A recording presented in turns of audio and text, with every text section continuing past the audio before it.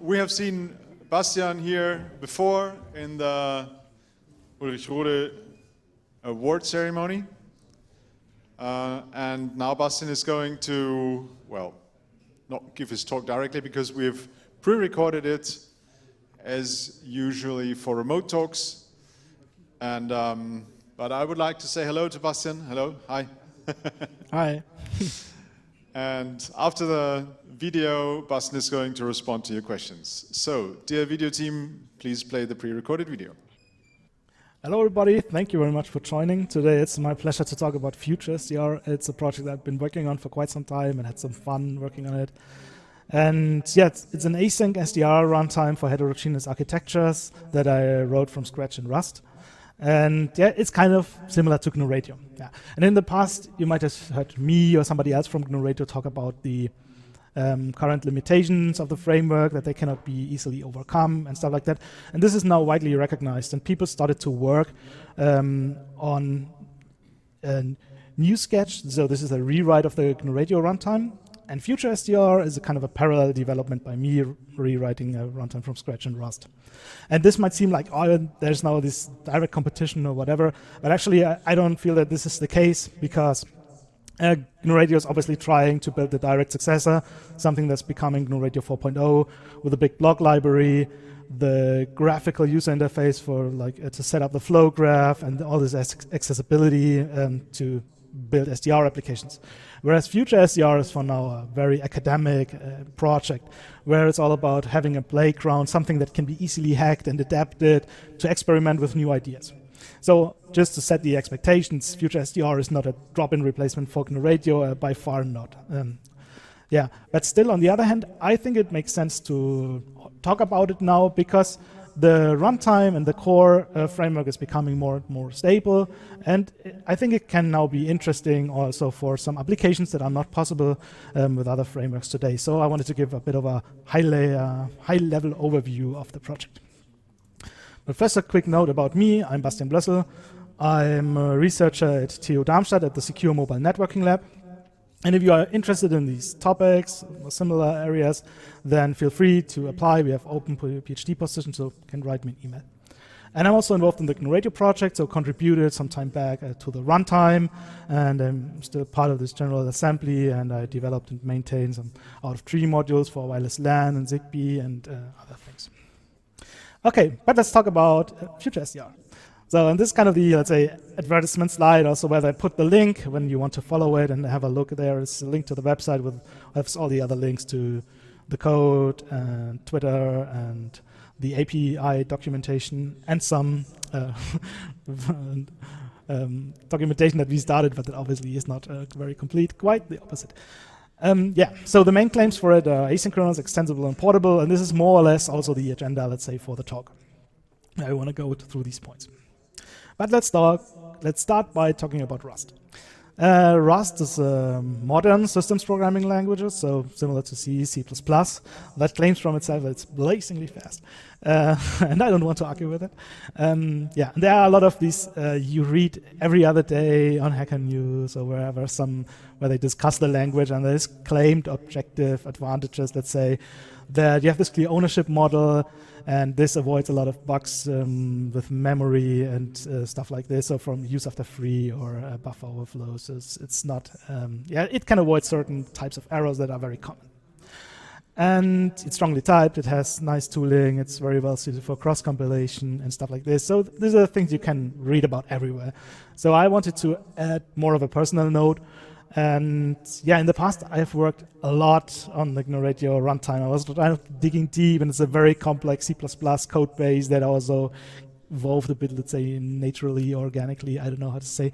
So it was really hard to get your head in this topic. And I had the impression that for the C++ code base, I always had to spend a lot of capacity, like, there's this mutex, it's protecting this and that variable. Is it always get throughout the code base? Can I get this recursively?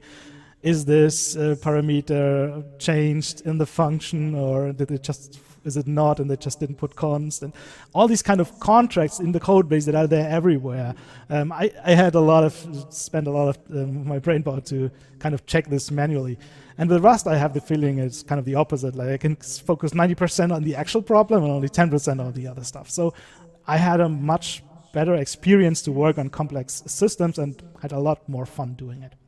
Yeah, so that was my more personal experience. And there's also this developer survey from Stack Overflow where the Rust people are usually the most happy, but I can understand why that's the case.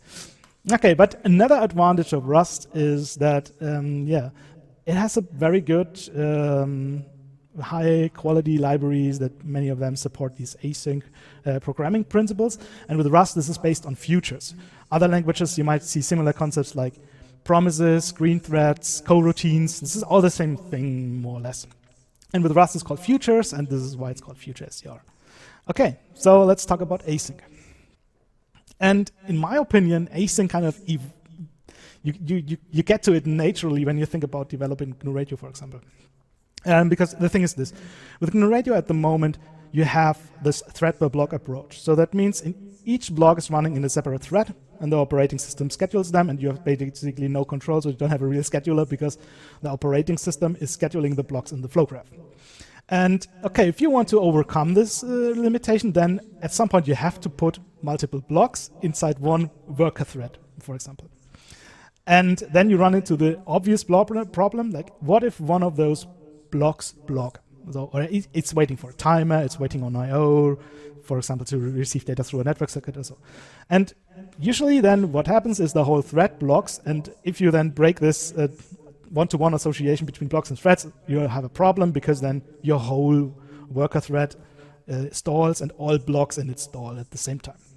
Now I was thinking, okay, what do you have to do to overcome this problem?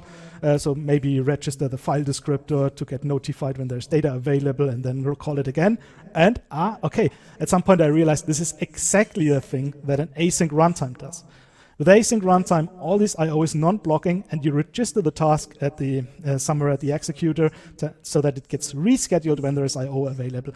Or when you wait for a timer, you say, it's not asleep blocking the thread, but it's kind of registering the timer, and then the task of the block gets rescheduled once this timer expired. So this is exactly what async is doing. And then I was looking, okay, so how are they doing this? Open the code for async runtimes, and I just thought, okay, this is a bit more complicated than I thought. I mean, conceptually, it's very simple. But these runtimes are really optimized. So the async principles are adapted a lot through web services, web servers, web application servers.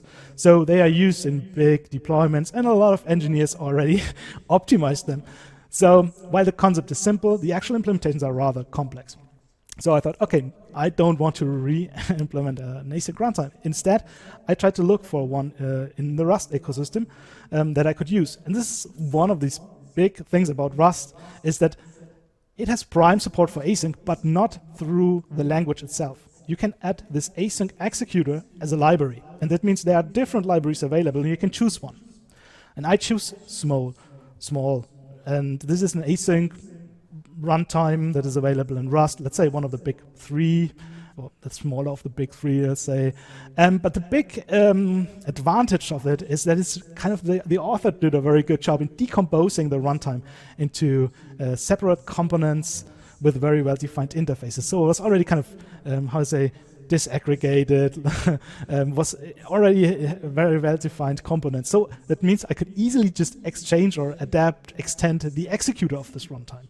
And this is really nice because it's not really common that you want to replace the executor of a runtime. And so often this is not kind of considered as a use case. But for this, it was a very well prime use case. And with small, you can adapt the executor. And what this means is you have then, by adapting the executor, complete control over which task or which block is scheduled when.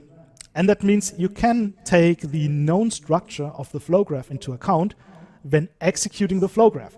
So for example, if you have a block and then a block downstream directly following it, you might schedule them directly after the other so that one produces, the other reads the data that was just produced and stuff like this. So there are some things you can do that are not not possible with thread-bare blocks, and that are easily possible in this task-based runtime. And the other big advantage why you usually don't want to write this yourself is these tasks can be scheduled over different threads easily. The runtimes are all designed for this. You can just spawn how many threads you want, and then it will magically kind of distribute the task into task queues and run them on different threads, let's say. So this is also something that would be complicated if you start to implement it from scratch. So that is the big advantage of an async runtime, and we use Smol as a base and have then the Smol schedulers that don't know about the flow graph, and we have our own simple custom schedulers, which I will talk a bit more than later. But maybe it's easiest illustrated by just looking at very simple lines of code. Let's say you have a timer, have the work function here, and then you say timer after duration from sec. So after 1 second, the timer should expire, and there you await it. Instead of sleeping or blocking the thread, you await it, which registers this timer at the executor, and then this task will go to sleep. The thread is not blocked. The other tasks and blocks can proceed to get work done, and this one is put into this task queue again once this timer expires. And compare this to GNU Radio. They also have a periodic message source, and this is a very simple task, but for this you have the GNU Radio block that's in its own thread, and then when they start it, they add another thread that is then doing this, just taking care of the timer, and you already see, like, for this trivial thing, you need so many threads. I mean, that can't be the solution, let's say. Or another example here is the TCP source, or whatever you read from a network socket, and the block does not block while it's waiting for new data to arrive, but instead it's awaiting this read, and this means you register the file descriptor, the executor, and then the block is called again. So this is much more natural. And actually GNU Radio, for its network I/O, also adopted this by starting an external async runtime to do this. So yeah, it already kind of suggests that it's naturally going towards this async principles, let's say. And for me, when I started looking into these topics, I was surprised that in Linux they say everything is a file, but actually how true that is, let's say. Because actually the async runtime, it just has to do these two functions, waiting for timers and waiting for data to read-write on a socket. And with this, you can actually do everything. It turned out this also works for integrating DMA reads with Xilinx platforms. It is even supported for GPU compute, where you can wait on a file descriptor until this buffer or this compute result is ready and stuff like this. So everything is really mapped to this, to a pollable file descriptor, let's say. And this was really fascinating for me. So this thing is enough to basically integrate everything you need. Okay, so that was the async part. So the obvious question is, yeah, can this work in the first place? Because for us, when we started, it was completely unclear how the overhead of the current GNU Radio approach with thread per block, where you may have a lot of context switches and no control over the scheduling, weighs in comparison to the overhead of an async runtime, because obviously it also has some overhead attached when, for example, you have to register the file descriptor, you have these task queues, and you can see each future or task is a kind of own state machine. So there's also some overhead attached to this. And so the question was how this compares, and if async is actually practical, or if you have to throw it over the fence. So we did some benchmarks for this. And yeah, the setup looked like this. I have a CPU with 6 cores, each with a hyperthread, so 12 logical cores, and we set apart half of this, so 3 cores with hyperthreads. In a CPU set just for the measurements, and then we created this very simple flow graphs where we have a source copying data through various stages to a sink.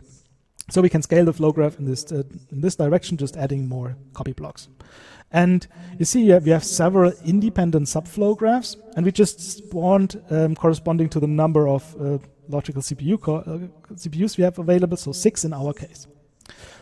And the reason for this is 2 things. First of all, with these copy blocks, we don't do any DSB, so it really focuses on the overhead of the runtime as opposed to some efficiency of some particular DSB. And the second thing is that this simple flow graph topology can easily come up with a kind of optimized scheduler. And we created a scheduler that is just starting 6 threads and puts each subflow graph in a separate thread and then calls them upstream to downstream. So quite intuitively, yeah, this seems to be a good approach to schedule this kind of flow graph, I would say. And this is what we call the flow scheduler. Okay, this is what we have, and the results look like this.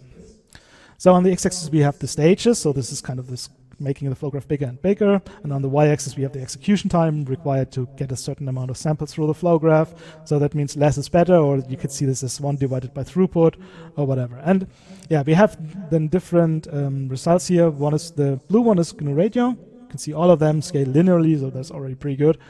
And then we have small 1, and this is just the default executor of the small runtime, and we just started one thread, so we have now a single-threaded scheduler. And then we have small n, which is a version where we start the number of threads, worker threads, corresponding to the number of CPUs available to the process, so in this case 6. But this scheduler, so small types, they don't know about FutureSDR, flow graphs, whatever. They just see each block as a task and then schedule them randomly. Doesn't do anything smart with that regard. And then the last one is the flow scheduler. It's the one that I mentioned, who does kind of for the simple flow graph some obvious improved scheduling, I would say. And so the single-threaded was mainly added because I thought this is surprising how well it works actually. And then if we compare GNU Radio to small n, you see, okay, this is a different runtime doing the same kind of thing. Nobody exploits the known topology of the flow graph, so you can think about this as kind of an improvement of the runtime implementation. And then in comparison to the flow, you can see, okay, now we have this kind of application-specific scheduler, and this improved again by maybe it's 50% better or whatever. So this is a bit to give you an impression of what is possible with application-specific schedulers. And I think it's really fascinating because obviously this flow is very simple, and coming up with a good general-purpose scheduler that works well with any flow graph is still an open research problem. But I think it's very exciting that now we have the runtime and the means available to actually come up with these schedules and test them out. So this was very happy about this. And then the second thing I wanted to show is results for latency and jitter.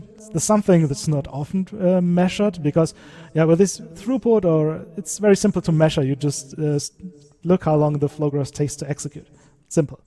With latency and jitter, it's a bit different because you have to instrument the flow graph to kind of see how this stuff propagates through it. And instrumenting a flow graph like this that is kind of memory bound, it can easily introduce a lot of overhead that is then completely changing the runtime characteristics, so such that the instrumented flow graph is no longer representative for the uninstrumented, actually interested run of it. Yeah, so it is hard. It's a bit hard to measure, and yeah, but we tried several things, and what worked pretty good is actually this LTTNG trace points. So you can Google for this. It's a Linux thing, and their whole focus is to be low overhead, and they have per CPU counters or ring buffers to collect tracing data. And this also doesn't seem to require context switch to kernel space for each time you hit the probe and everything. So with this, we really could reduce the overhead from the tracing. It was very minimal, so 0-digit percent, maybe around 5% or so. And with this, we were able to get some results. So we implemented sources and sinks with this tracing extension, and then saw how long this data takes to propagate through the flow graph. And here we see the average latency for GNU Radio, for small n, for flow. And the error bars in this case are not the confidence interval, but the 5th and 95th percentile. So you should get an idea of, so it's quantile basically, and gives you an idea about how the data was distributed. And yeah, I mean, there are some very clear advantages here. I was very happy to see this. So first of all, getting the methodology right, and then coming up with rather promising results, I would say. Yeah, so this was it for the jitter. And we also, so this was all about the stream type, like sample streams connections, and there's also this asynchronous message passing interface, but yeah, GNU Radio has some known issues there, so we were better by a lot, let's say, and there was no issue in comparing it. Also, it is known that they have some shortcomings there, so a real direct comparison doesn't make a lot of sense at the moment. Okay, so the main insight was, yeah, async runtimes can work. It's no complete disaster, quite the opposite. So I was very happy that this actually showed good results. And the other thing I always say about future SDRs is heterogeneous. So what I mean with it, I think it's heterogeneous in 3 domains. So this is the architecture, so x86, ARM, RISC, WebAssembly. But this mainly stems from using Rust. It just works very nicely. But it also has very good platform support, so Linux, Windows, Mac, Android, and it even works in the browser, so we have a full-fledged SDR in the browser. And the third domain is heterogeneous compute, so we have support for accelerators. We have proper efficient integration, for example, for Vulkan, for Web GPU, for Xilinx DMA, so to support the sync platforms. And yeah, for this, Future SDR has native support for custom buffers.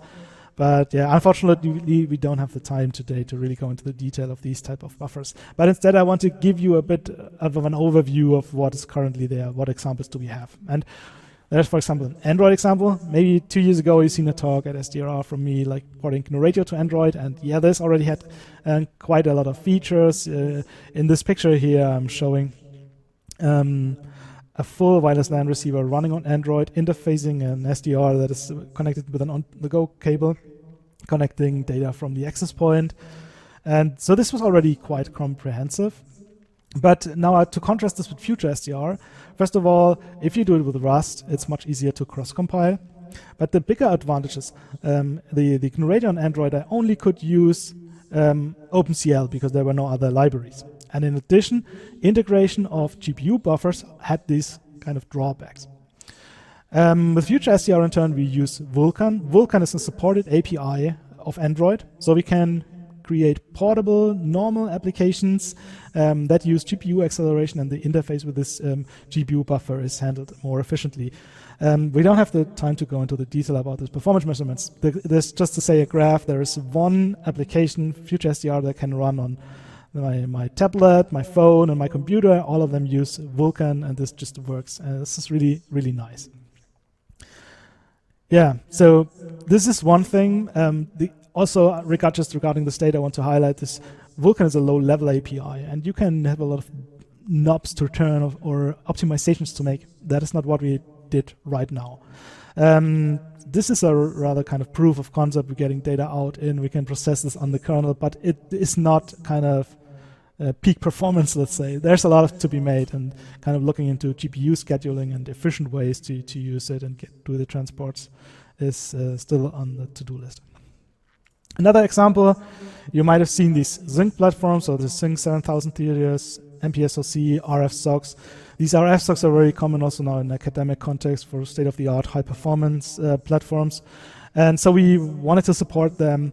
We have user space as a Linux, user space IO, drivers to interface the DMAs and have tutorials how to set it up.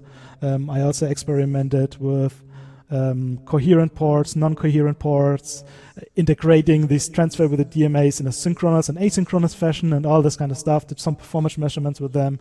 I also updated the cross-compilation toolchain for Rust, so you have a full cross-compilation toolchain on your host to create applications for this. And for pure Rust, this wouldn't be necessary because pure Rust cross-compilation is a trivial problem. But with this kind of application, you usually also interface system libraries, and then it gets more complicated. So you want to have a real toolchain to cross-compile, and this is also there. And then finally, the last example I want to show is a full SDR running in the web. So Rust has great support for WebAssembly. So we had a look how you can run a full SDR in the browser. So it's not a web GUI, it's the real thing running in the browser. And it uses web workers for multi-threading, web USB, so that the Chrome browser is really interfacing the USB-based SDR. Then the data is getting into your browser, processed in your browser through Future SDR, and it's in this case it's a full ZigBee decoder running in the browser. If you have with optimizations compiled, it is around 25% CPU of the main thread. And this is really then the full SDR application in the browser. So maybe you wonder, why is this interesting? But I mean, one reason would be kind of zero installation. You go to the website and then your whole SDR application is running. But I think even outside the browser, this technology will be much more important even, because it is very well suited for, let's say, edge computing applications, because a WebAssembly file, it can run on any platform, it can run on a mobile device, even there are runtimes for IoT devices. It could run on a compute node close to you, or it could run on the cloud, so you can just have one implementation and shift it around opportunistically where there's compute available around you. And I think so in the long term, this might be a very interesting application for this technology. At the moment, the browser is by far the most developed and sophisticated runtime, so I was focusing on it, but I think even outside the browser, this might be interesting at some point in time. And since we don't start an SDR runtime every day, so we should probably consider this from the ground up. Last slide is then here just showing you a bit the idea we have, let's say, want to support embedded devices also in a very nice fashion. So Future SDR by default starts a web server exposing a REST API, which gives you a full control interface to the browser. Every message port is automatically exposed, and you can just set the frequency of your SDR or the gain or whatever, just with this REST API, with any tool, like curl or any Python library. I mean, there's tons and tons for this REST stuff. And then also the GUIs, we develop them mainly now in the browser, because then it's also placed nicely with embedded devices. This GUI stuff, I have some examples just to give you an idea of what's possible with this 3D spectrum, but it's in a very early state. But just to give you an idea about the direction we want to go. Okay, so that was it. It was a very short, high-level overview of Future SDR. Hopefully it was a bit giving you an impression, and maybe you got a bit interested in the project. It's still experimental, as I said, then main new concepts, and then a lot of blocks. But for this, not a lot of blocks, we have some very nice solution that I at least wants to spoil quickly on the last slide, is that we have blocks that you can give a function that it applies on the sample stream. So with this, you can come very easily. For example, this just creates a block that does a linear to dB conversion. So you give it a function closure telling you the x, and you have 10 times x log 10 logarithm of x. So this is a dB conversion, and you just give it this function, and then it will create a block that has a fixed I/O rate, applying this function to each of the samples. And with this kind of ad hoc blocks or function style blocks, or however you want to call it, you can very quickly build a lot of cool stuff. And we have different types and versions of these blocks where it can do interesting things. And they even can have stateful closures, like, let's say, you don't have a quadrature demodulator that needs state, because you always want to calculate the phase angle to the last sample. That's also possible. So you can have stateful closures put in there. That's really nice. Okay, so that was it. Finally, I want to thank the contributors, people who hang around the chat, ask questions, are getting involved, bring up new ideas, come up with implementations. And yeah, thank you very much for everybody who got involved. Okay, that was it for me, and now I'm looking forward to your questions. Okay. Excellent. Bastian, that's fantastic. Thank you very much. Glad you like it. There is something really funny about that, because a couple of years ago, I worked on an implementation of the flow-based programming paradigm in Python, but not in an SDR context, in a document processing context. So I know very well what you've been thinking about, because in the end, I was pushing through documents, and I was processing documents and text passages, whatever, because I come from the computational linguistics field. But yeah, you can apply that to streaming through IQ samples and to do a lot of funny things. So I know very well why you're doing this that way. And generally, the flow-based programming paradigm, well, Janne, you've been programming something different, something very similar, right? So the idea is for sure absolutely up to the time. And I think having a distributed kind of an environment with such an architecture, it would make a lot of sense, because then you can really distribute all sorts of processing steps, even across a supercluster or a distributed landscape of whatever AWS, somewhere in the cloud, and something like that. Oh, yeah, well, that's my background, but I would like to give the possibility to you to raise questions. Great, thanks for your talk. Is the future SDR also possible to implement things like Wi-Fi, where you have a very strict constraint to react in microsecond level and determine which parts of your design you can or have to implement on an RF knock block, for example? And then actually make the decision and they also generate an RF block. So for Wi-Fi, yeah, I also have implemented the GNU Radio WLAN module, and yeah, the timings there are in the low microsecond scale, and whenever a CPU touches this, basically it's not fast enough. I mean, if you have the AD converter filters and then a bus to a CPU, and then you have a CPU framework that touches it, this is, I don't think that this is in reach. There's, for example, Open Wi-Fi, which is a full FPGA implementation of the thing, and then you can meet timings. But I think if you go for CPU, then probably won't really work.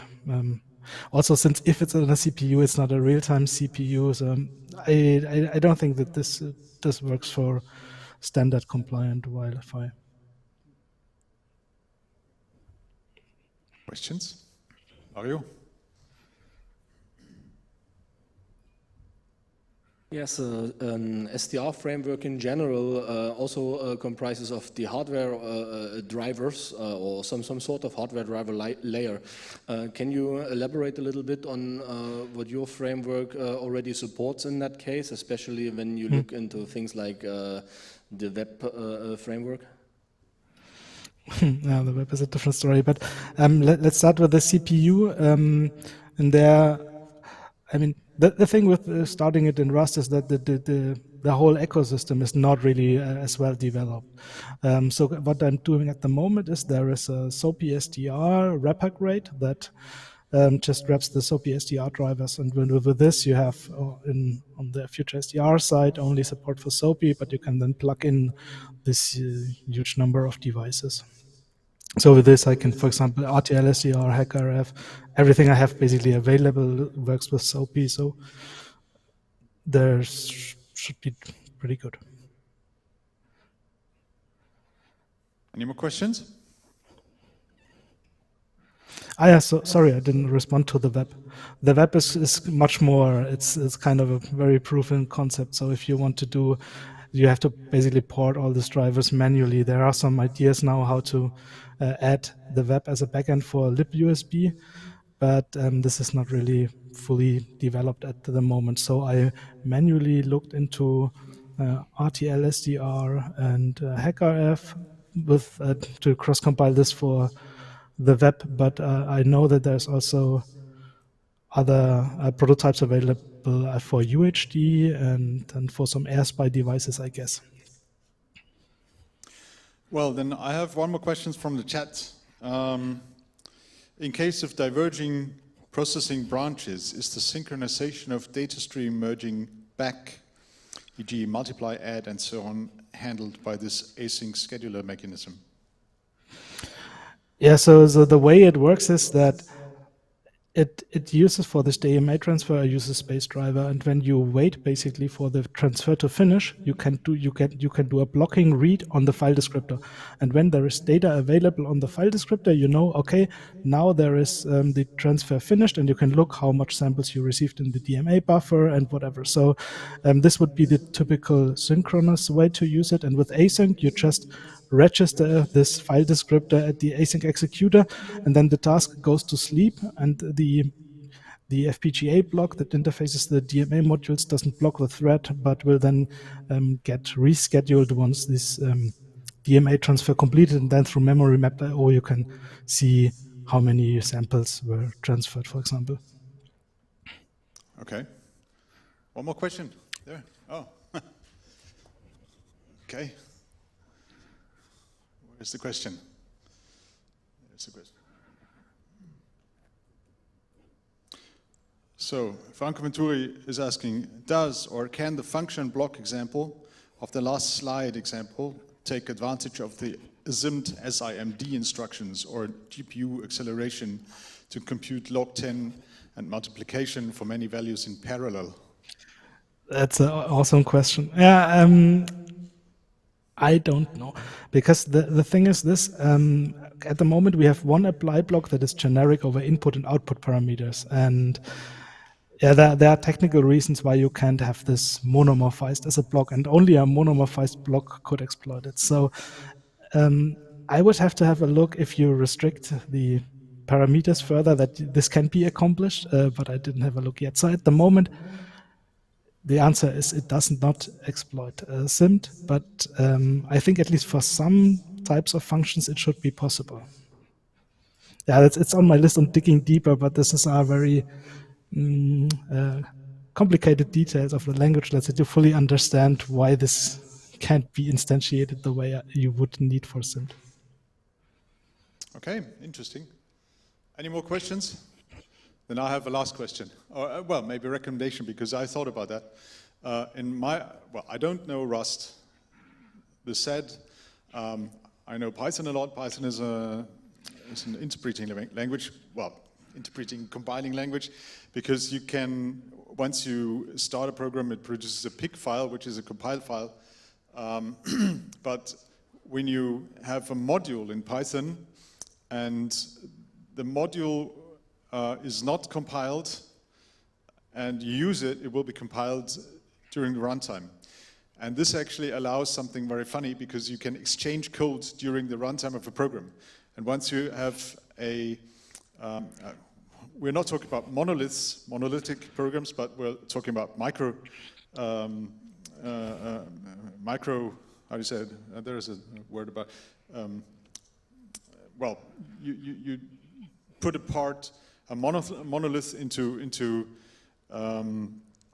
individual little streams, and when you exchange the code underneath, you can replace it with new stuff, and Python in this case will compile it in the moment when you load the module. So what I did underneath, I put a Git client underneath, and I was able to version my code. And do you plan to do something similar? Oh God. Not for now, at least. But I mean, the idea that you presented, at least as far as I understood it, maybe with WebAssembly this could be a good option, because there you have, or is it exactly the other way around? I don't know.